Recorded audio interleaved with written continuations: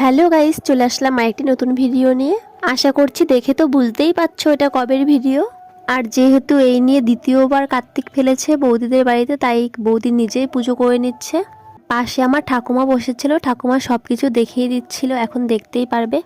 আর এই দেখো আমাদের পাকা বুড়ি দাঁড়িয়ে দাঁড়িয়ে পুজো দেখছে। আর এটা হচ্ছে আমার একটা দিদির মেয়ে।